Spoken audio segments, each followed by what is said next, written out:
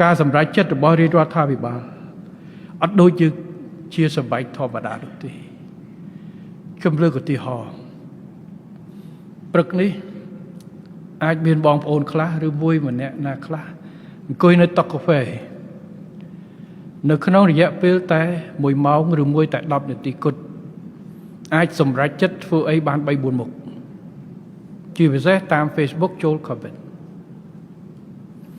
បើកទៅមកផុសឃើញរូបភាពអ្នកស្លាប់អ្នករបួសវត្តអារាមឆេះខ្ទេចខ្ទីផ្ទះមិនតាន់ទៅបងប្អូនអាចចូលទៅ comment សង្គ្រាមគួរឲ្យខ្លាចតាស់មិនចង់ឃើញទៀតទេចូលមកផុសទៀតឃើញជនភៀសសឹកដែលលំបាកមិនទាន់ត្រឡប់ទៅវិញបងប្អូនអាចចូល comment ទៀតថាវេទនាណាស់សូមជូនពរបងប្អូនឲ្យឆាប់បានត្រឡប់ទៅវិញហើយកុំឲ្យមានសង្គ្រាមតទៅទៀតចូលមកផុសទៀតស្តៀងគ្នាឃើញអ្នកទៅនៅអូស្មាច់កំពុងតែភ័យផងទៅហើយប៉ុន្តែធៀមរត់ជូនពរសុខសប្បាយហើយសង្ឃឹមថាបន្ទុះហើយនឹងបានឆាប់ត្រឡប់ចូលទៅមកផុសទៀតឃើញកុងតឺន័របន្លាលួសខឹងភ្លាមដូរចិត្តភ្លាមចាប់ទៅដាក់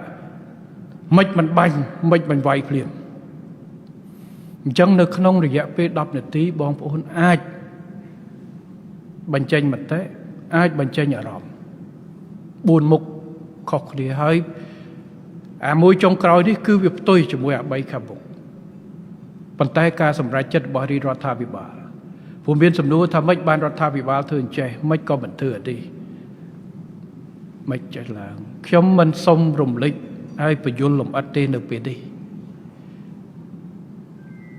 នៅពេលមានឱកាសសមស្របនៅពេលមុខពេលស្ថានភាពវាចប់យើងនឹងបញ្យលប៉ុន្តែក្នុងឱកាសពេលនេះខ្ញុំគ្រាន់តែសូមបញ្ជាក់ជូនបងប្អូនប្រជាពលរដ្ឋឲ្យបានជ្រាបថារាល់ការសម្រេចចិត្តរបស់រាជរដ្ឋាភិបាលគឺយើងសម្រេចចិត្តគ្រប់ជំហានទាំងអស់គឺដោយការទទួលខុសត្រូវត្រឹមត្រូវវាយតម្លៃច្បាស់លាស់នៅក្នុងមុខព្រួយដែលត្រូវគិតគូរទាំងទឹកដីទាំងប្រជាពលរដ្ឋរបស់យើងទាំងកងកម្លាំងរបស់យើងក្នុងពេលតែមួយយើងអាចសម្រេចចិត្តជ្រើសរើសជំរើសតែមួយគត់អត់អាចមានជំរើសដូចអ្នកចូល comment ដែលថាតាមអារម្មណ៍ហើយក៏អត់ខុសទេព្រោះអារម្មណ៍ជាខ្មែរគាត់មានសិទ្ធិឈឺឆាប់មានសិទ្ធិខឹងមានសិទ្ធិបញ្ចេញមតិរបស់គាត់